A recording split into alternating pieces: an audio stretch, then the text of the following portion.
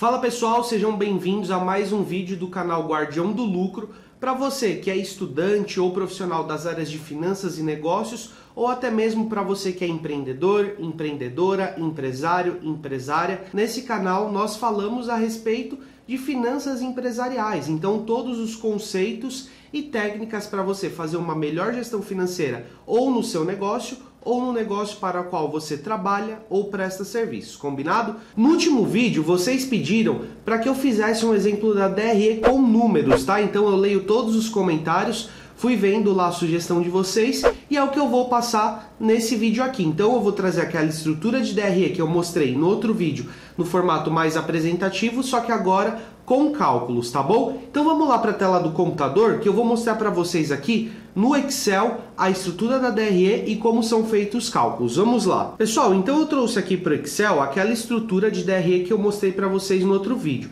Se você não viu o outro vídeo, eu estou deixando o card em algum lugar aqui da tela e você pode ver uma explicação mais teórica sobre o que é a DRE e o passo a passo para montar ela. Mas basicamente ela segue essa estrutura aqui, partindo lá da receita bruta, ou seja, todas as vendas que aquele negócio fez, né? E terminando aqui no lucro líquido, que é quanto está sobrando de lucro para determinado negócio, ok? Então vamos lá, eu vou trazer um exemplo com números mostrando passo a passo dos cálculos. Se você tiver alguma dúvida, alguma sugestão, até mesmo alguma crítica, tá? Você pode deixar nos comentários. Inclusive no outro vídeo eu vi que tiveram algumas críticas e eu vou explicar para vocês no próximo vídeo a questão da DRE contábil da DRE gerencial. Elas têm diferenças e é isso que o pessoal talvez tenha se confundido. Mas, sem muita enrolação, vamos aqui para o exemplo prático. Então vamos imaginar um negócio que ele faturou R$150 mil por mês. E aí lembrando, pessoal, que a DRE ela segue o que nós chamamos de regime de competência e não o regime de caixa. O que isso significa? Imagina que você tem um negócio, você fez a venda, por exemplo, desse relógio aqui que custa R$300 e você parcelou em 3 vezes de R$100. No fluxo de caixa vai entrar uma parcela de 100 no mês, a outra parcela de 100 no outro mês e a última parcela de 100 no outro mês. O que acontece na DRE? Ele considera o fato gerador, ou seja, a venda em si. Então esses R$300 eles vão entrar exatamente no mês, no momento da venda, tá? Isso é o regime de competência que é usado para a DRE. Porque o objetivo da DRE, igual nós vimos no outro vídeo, é a gente medir se o negócio ele gera lucro ou prejuízo. E isso independe se eu parcelo as minhas vendas, se eu parcelo com os fornecedores, se eu tenho taxas, enfim. O que importa é o fato gerador, ou seja, a operação em si, independente de tempo, de prazo e de como será pago, ok? Então, voltando aqui para a planilha Excel, imagina que um negócio vendeu R$150 mil, tá? Os impostos sobre vendas, nós temos basicamente 3 grandes regimes tributários: Simples Nacional, lucro presumido e lucro real. Eu trouxe aqui algumas alíquotas do lucro real para facilitar o cálculo, tá? Mas, dependendo da empresa que você trabalha, que você presta serviço, ou se você tem um negócio, você precisa ver certinho com a contabilidade desse negócio para identificar quais as alíquotas certas de imposto para o seu segmento e para o seu regime tributário, ok? Vamos imaginar então que nós temos aqui basicamente o ICMS, que é o Imposto sobre a Circulação de Mercadorias, o ISS, que é o Imposto sobre Serviços, ou seja, sobre a prestação de serviços, PIS e COFINS. Nós temos outros impostos que eles vão ser sobre as vendas, tá? Mas eu trouxe esses daqui como os principais. A alíquota do ICMS nesse exemplo vai ser 18%, do ISS vai ser 5% e de PIS e COFINS vai ser 9,25%, tá? Então vamos lá. Como que é o cálculo para eu saber quanto de imposto eu vou ter que pagar sobre as vendas? Basicamente, a gente vai pegar a receita bruta, então a célula D3 aqui no Excel, que é os R$150 mil de receita bruta, e aí aqui fica até um hackzinho de Excel, eu vou apertar o F4 aqui no teclado, porque ele vai travar essa célula, vai deixar fixo 150 mil. Porque como ele vai ser base de cálculo para os outros impostos, eu não vou precisar ficar arrastando a célula. O Excel já vai entender que tudo que eu for calcular vai ser sobre essa base de cálculo que é a receita bruta. E aí eu vou multiplicar por quem? Pelos 18%. Então, asterisco, que é o sinal de multiplicação, por B5, que são os 18% do ICMS. Um detalhe importante é que antes aqui do D3 eu vou colocar o sinal de menos. Por quê? Para saber que é uma saída de dinheiro, né? Ou seja, imposto é uma saída de dinheiro, e assim o Excel já vai trazer R$27 mil ali negativos, que é referente ao ICMS. Como eu fiz o travamento da célula, né, base aqui, 150 mil, que é a receita bruta, basta eu arrastar a fórmula que ele já vai calcular, veja, ó, automaticamente. Então ele manteve fixo aqui os 150 mil da receita bruta, só que ao invés de 18% aqui, vejam que ele desceu para os 5% de ISS. E a mesma coisa aqui no PIS e COFINS. Então ele desceu dos 5% para os 9,25% sobre os 150 mil, que era a minha base de cálculo. Feito isso, o que eu faço? Eu somo, então vem aqui, ó, igual soma, os 3 impostos, né, os 4 impostos que a gente está trabalhando, ICMS, ISS, PIS e COFINS. Então quando eu faço a soma, dá um total de R$ 48.375, ok? De impostos sobre vendas. Agora eu quero calcular as deduções das vendas. O que são deduções de vendas, Wallenstein? São devoluções que os clientes podem fazer, taxas de maquininha, e aqui cabe um adendo, tem negócio que na DRE gerencial, que a gente está trabalhando aqui com uma DRE gerencial, eu vou fazer um vídeo mais para frente explicando a diferença de uma DRE contábil, que é apresentada ao fisco e etc., para uma DRE gerencial, tá? Mas, o que acontece? Tem negócios que gostam de ver a taxa de maquininha, ao invés de uma dedução de vendas, aqui nas despesas financeiras. Eles consideram como a taxa da maquininha do cartão uma despesa financeira. Eu não gosto de ver assim particularmente. Por quê? O que acontece? A taxa de maquininha, ela não vai ocorrer quando eu faço uma venda. Se eu não vender nada, eu não vou ter essa taxa da maquininha, concorda?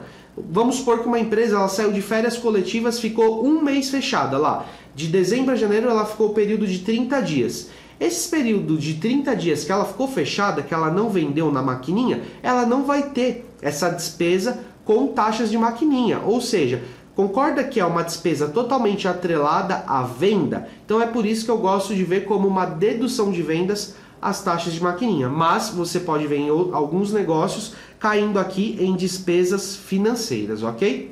Então, o exemplo aqui que eu trouxe é 3%, por exemplo, de taxas de maquininha e 5%, por exemplo, de comissões. Lembrando, aqui a gente também vai ter uma variação em alguns tipos de negócios que vão jogar as comissões lá dentro dos custos ou das despesas fixas, por exemplo, dentro do departamento comercial. Mas, seguindo a mesma lógica das taxas de maquininha, gosto de ver as comissões aqui em deduções de vendas, porque se o meu vendedor ele fez a venda, ele tem comissão. Se ele não vendeu, ele não vai ter comissão. Então, por isso que eu gosto de ver gerencialmente em deduções de vendas, ok?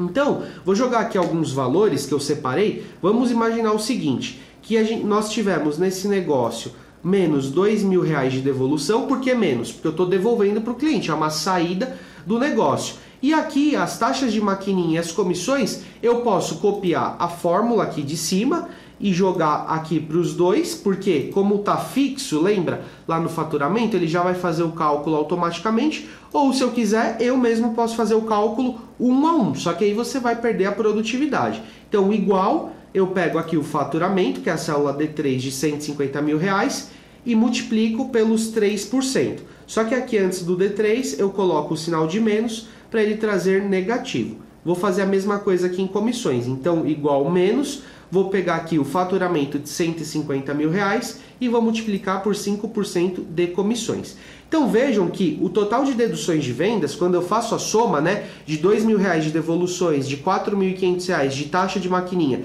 e R$7.500 de comissões, vai dar um total de R$14.000.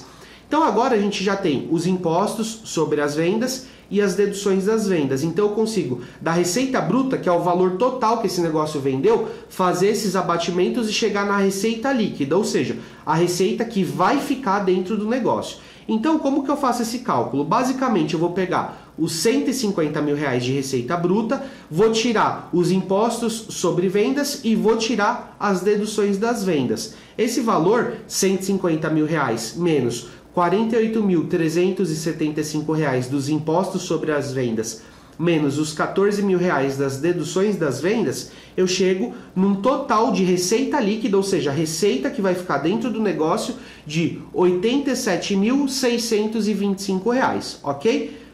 Beleza, nesse momento eu tenho que estar ficando dentro do negócio para arcar com os custos e despesas e gerar o lucro.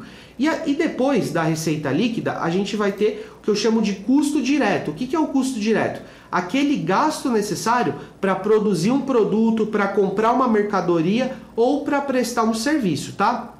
Um detalhe interessante, pessoal, vocês verão que eu gosto de fatiar a DRE. Fatiar onde? Eu fatio ela aqui primeiro na receita líquida, para eu ter uma visão da receita líquida, depois eu fatio na margem de contribuição, depois no resultado operacional ou EBITDA e depois no lucro antes do imposto de renda, o LAIR, para chegar no lucro líquido. Então eu vou fatiando, por quê? Para eu ver de forma dedutiva como que estão esses indicadores na DRE, ok? Então, voltando aqui para os custos, lembra, né? No comércio a gente tem o custo da mercadoria vendida, porque basicamente um comércio, então um exemplo desse relógio, ele vai lá num distribuidor, numa fábrica, compra essa mercadoria e só revende para o cliente final. Já o CSP, que é o custo do serviço prestado, é todo aquele custo que envolve a prestação de um serviço. Então imagina, por exemplo, um pedreiro. Para ele prestar o serviço dele, ele tem a mão de obra, ele tem os insumos, né, ali o cimento, enfim, tudo que ele precisa para realizar o serviço. Então isso é um custo do serviço prestado. E tem o CPV, que é a indústria, né, que é o custo do produto vendido. Então toda a matéria-prima, insumo, mão de obra, enfim, que é necessário para produzir um produto. Isso daqui mais para frente eu vou também falar com vocês sobre custos, as nomenclaturas e as diferenças, mas basicamente você tem que entender que depois da receita líquida a gente tira todo o custo direto na produção de um produto ou na prestação de um serviço. Nesse exemplo, eu vou ter aqui em custo direto mão de obra direta, matéria-prima, insumos e energia elétrica da fábrica. Por que eu faço questão de colocar energia elétrica da fábrica? Porque essa energia que está lá dentro da fábrica é um custo, eu preciso dessa energia para a máquina estar funcionando. Só que a energia elétrica lá do escritório não é um custo, porque eu não preciso desse gasto, no caso que é a energia elétrica do escritório, para fabricar um produto, para fabricar uma peça, entende? Por isso que eu faço essa separação. Se você tem dúvida do que é custo ou despesa, a gente tem um vídeo aqui no canal falando sobre essas diferenças, mas basicamente custo é tudo aquilo que está atrelado à produção de um bem ou de um serviço e despesa é o que é necessário para a empresa funcionar. Então, o pessoal administrativo, ele não atua diretamente na produção de um produto ou de um serviço, mas ele é necessário para emitir nota fiscal, pessoal do RH para fazer a gestão de pessoas, folha de pagamento, pessoal do financeiro para fazer a gestão financeira, por isso são despesas essa folha de pagamento administrativa, diferente dos operadores de produção, por exemplo, que estão no chão de fábrica, que estão produzindo um produto, eles são custos diretos de uma fabricação, tá bom? Então, basicamente, eu vou trazer aqui alguns valores de mão de obra direta, né? Que vai ser, por exemplo, de menos 20 mil reais. Por que menos? Porque é uma saída, né? É o que eu estou pagando de mão de obra. A gente também vai ter aqui menos 20 mil reais de matéria-prima. São dados hipotéticos, tá? Insumos, a gente vai ter aqui o valor de R$ 3.500 e a energia elétrica da fábrica R$ 1.500. Dessa forma, os custos diretos, né, na produção desse produto hipotético, eles estão totalizando R$ 45 mil. Quando eu somo a mão de obra direta, a matéria-prima, os insumos e a energia elétrica da fábrica, vejam que eu vou ter um total de R$ 45 mil. Lembra que eu tinha aqui a receita líquida? Vou pegar essa receita líquida agora e vou subtrair esses custos diretos, chegando na margem de contribuição. Então vejam, quando eu pego a receita líquida e faço menos os custos diretos, né, eu chego na margem de contribuição, que nesse caso dá um total de R$ 42.625. E o legal, pessoal, é que como eu já estou trabalhando com as saídas em números negativos, lembra daquele cálculo de que mais com menos é menos, lá da matemática, que a gente aprendeu na quarta, quinta série? Então vejam, quando eu faço igual soma, pego um número positivo da receita e somo com um número negativo dos custos, o Excel ele já entende que eu preciso tirar da receita esse valor. Então eu chego numa margem de contribuição dos R$ 42.625 mil. O que é a margem de contribuição? A margem de contribuição, eu também vou fazer um vídeo falando só dela, mas basicamente é o valor que sobra depois dos impostos, das deduções de vendas e dos custos diretos, tá? Que são ali gastos que eles variam conforme vendas ou produção. Ou seja, se eu vendo e produzo mais, os impostos são maiores, as deduções de vendas são maiores e os custos diretos são maiores. Por quê? Se eu estou vendendo e produzindo mais, eu preciso de mais mão de obra, eu preciso de mais matéria-prima, preciso de mais insumo, gasto mais energia, pago mais imposto, tenho mais taxa de maquininha e assim sucessivamente. Então, vende mais, esses gastos, né, eles vão acompanhar. É o que a gente chama também de custo variável. Por quê? Não é que ele varia todo mês o valor, é porque se eu vendo ou produzo mais, tem essa variação para mais. Se eu vendo ou produzo menos, ele tem essa variação para menos, tá?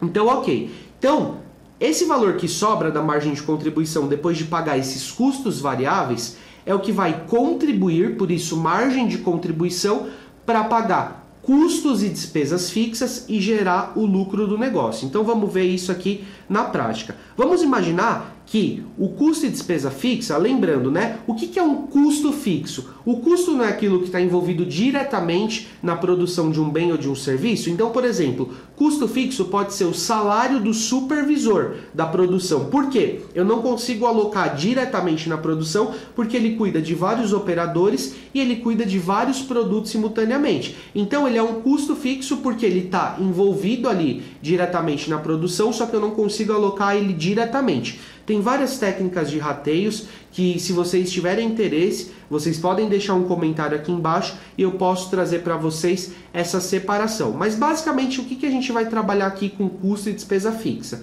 Aqueles gastos que, independente de eu produzir ou vender, ele vai se manter ali no mesmo patamar. Então, o salário do financeiro vai se manter igual se eu produzir mais ou produzir menos? Vai, independente da produção eu tenho um departamento financeiro. Mesma coisa do departamento de RH, mesma coisa do aluguel do escritório, por exemplo, ou até do aluguel da fábrica, né? Se não aumentar muito a produção e ficar no mesmo espaço, aquele aluguel ele vai ser o mesmo valor. Igual eu disse, se a empresa sai de férias coletivas e não vende, não produz nada, ela vai ter que pagar. Por isso que é fixo, porque ele independe da venda ou da produção, diferente do custo e da despesa variável, que ele varia de acordo com as vendas ou com a produção. Ou para mais, se eu vender mais, produzir mais, ou para menos, se eu vender menos, produzir menos. Então vamos lá.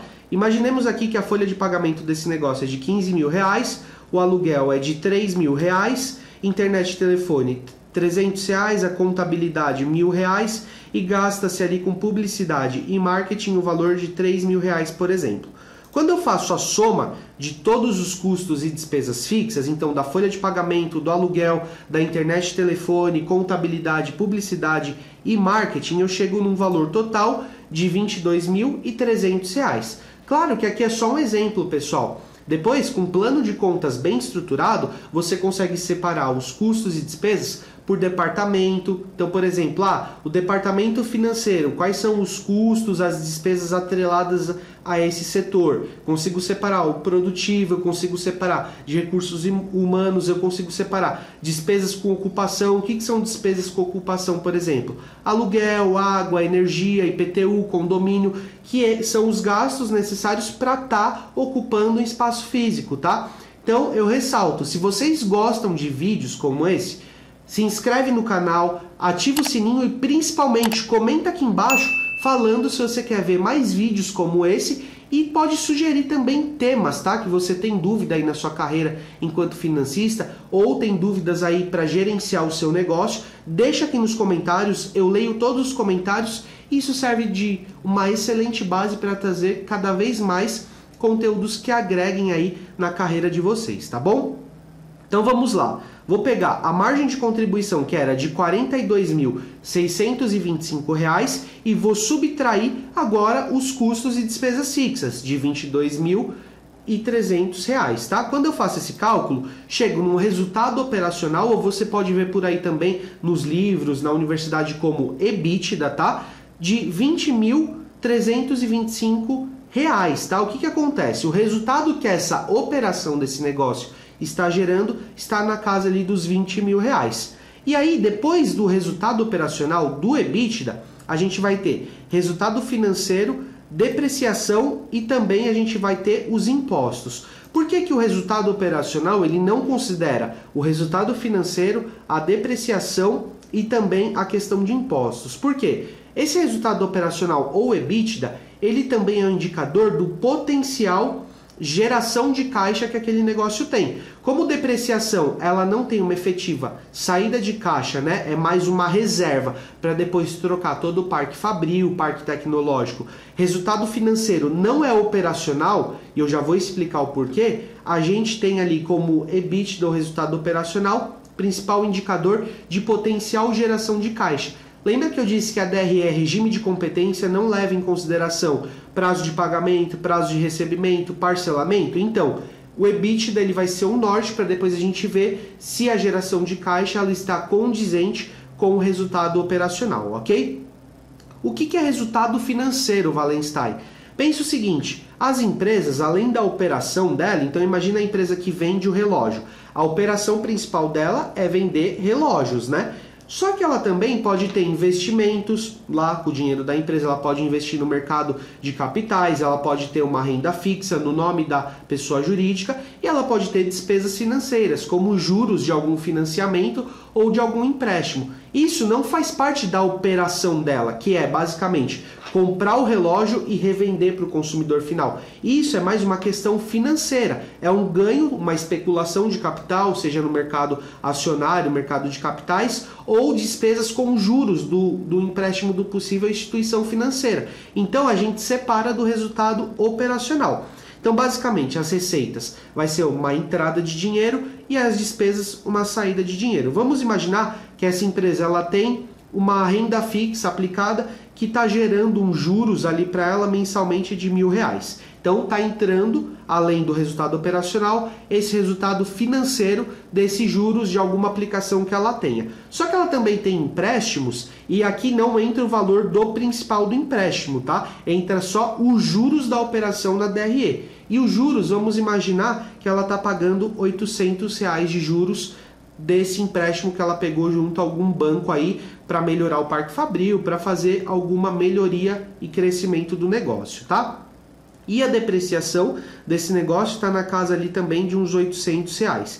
Então vejam, quando a gente pega aqui o resultado operacional, o EBITDA, a gente soma com o resultado financeiro. O que é a soma do resultado financeiro? Basicamente é pegar as receitas financeiras de R$1.000 e tirar os R$800 de despesa financeira. Dá um saldo de 200, ok? Então tá aqui, ó, 200. Quando eu somo o EBITDA com o resultado financeiro e tiro a depreciação aqui, a gente vai chegar no LAIR, que é o lucro antes do imposto de renda, de R$19.725, ok? E aí, como eu estou trabalhando no exemplo de lucro real, a gente vai ter também imposto de renda pessoa jurídica e a contribuição social, que nesse caso eu vou estar trabalhando com os 34%. Mas tem várias regrinhas contábeis, tem limite trimestral de 60 mil para ter um adicional de RPJ, mas não é o objetivo desse vídeo. Eu quero mostrar aqui para vocês só o cálculo que é feito para depois chegar no lucro líquido.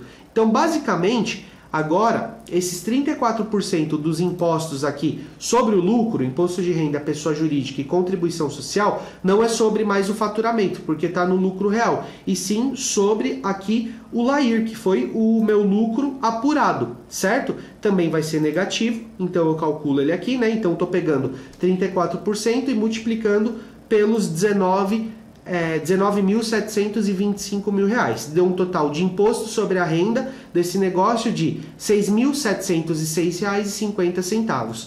Quando eu pego o LAIR e subtraio os impostos sobre o lucro, né, a gente vai chegar no lucro líquido, ou seja, o que está de fato ficando para esse negócio, de R$ 13.018,50. Então olha que interessante, uma empresa que ela fatura 150 mil reais, pode ser por mês ou por ano, a gente não determinou o período aqui, vamos trabalhar como se fosse mensal, está sobrando de lucro líquido, ou seja, ficando na empresa de lucro, o equivalente a 13 mil reais, tá? E aí o legal é que a gente pode fazer as contas que a gente chama de análise vertical, para saber a representatividade de cada linha frente à receita, tá?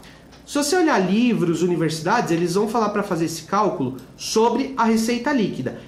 Como eu atendo basicamente, majoritariamente, pequenas e médias empresas, eu faço da receita bruta exatamente para ver o impacto também de impostos e deduções de vendas. Então eu vou mostrar rapidamente aqui uma análise vertical para vocês. Venho aqui na célula do lado do lucro líquido, dou um igual, seleciono o D32, que é a célula do lucro líquido, e vou dividir pela receita bruta. Então olha que interessante, quando eu faço isso aqui, ó, a planilha em Excel ela vai me mostrar que a lucratividade desse negócio é de 8,7%.